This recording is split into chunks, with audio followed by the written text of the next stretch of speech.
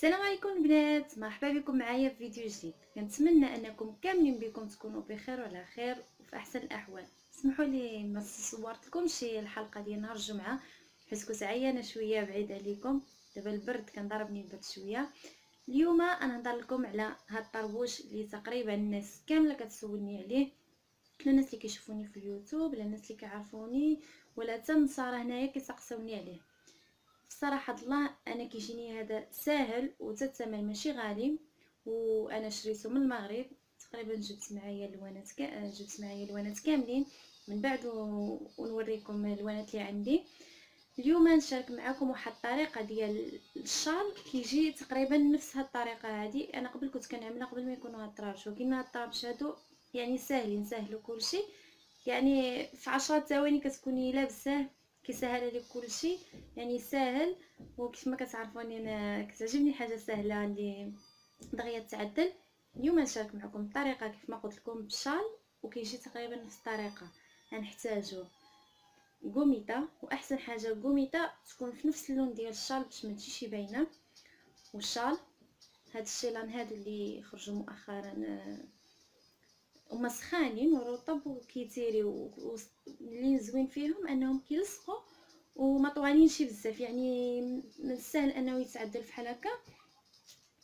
وشو كتفي لي راس. نبداو. اول حاجه انتي طبعا كتختاري الشال اللي بغيتي، واحسن حاجه كيف ما قلت لكم ما يكونش طويل بزاف باش ما يعذبكش. كما كيف ما كتشوفوا هاد الشيلان هما هكا، يعني ما طوالينش بزاف ولكن مزيونين كيتيريو وسخانين. كطويه بحال الطريقه اللي تعدلي الشال هكا، كطويه من القدام. نوريكم، كطويه من القدام بحال هكا ماشي بزاف.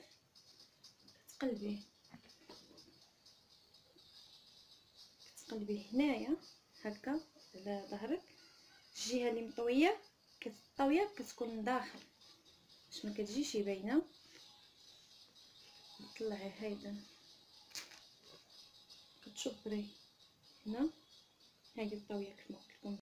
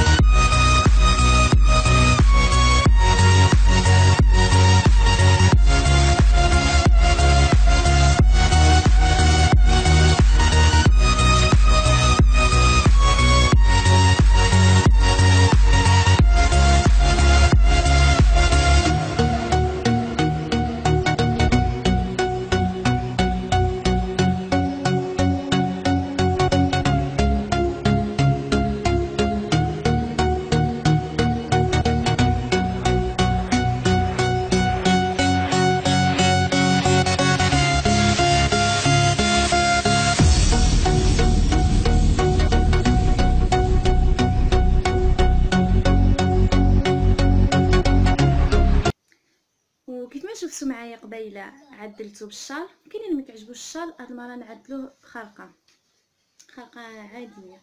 والخرقه ما كنحتاجو فيه لا شوكات لا والو، يعني كيجي ساهل. كنطبيو خرقه على شكل مثلث هكا.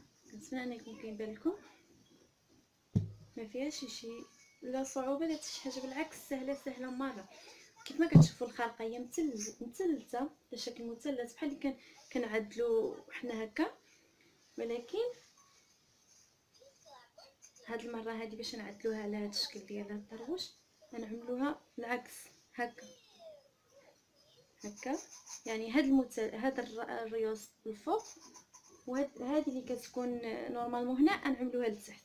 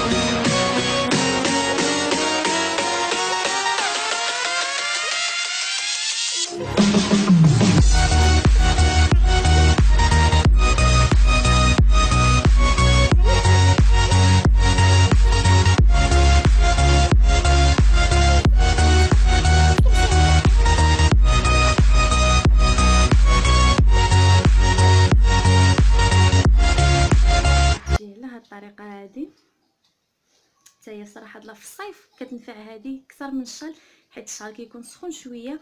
دابا في الشتاء ماشي مشكل تستعملوا الشال حيت كيكون سخون، يعني يسخن لك راسك، ولكن في الصيف كيبقاو هادو باردين كيشبروش الحراره وحسن. كنتمنى انه يكون واضح وكيبان لكم، وكنتمنى ان الافكار اليوم تنال الاعجاب ديالكم. اللي ما لقاش اللي بالنسبه لي عايش هنا في اسبانيا وبغى يستعمل هاد الطربوش وما لقاهش وما كيتباعوا هنا ولكن الثمن غالي على المغرب، يقدر يعمل كيف ما قلت لكم الطريقه الاولانيه بالشال ولا يدا بالخرقه.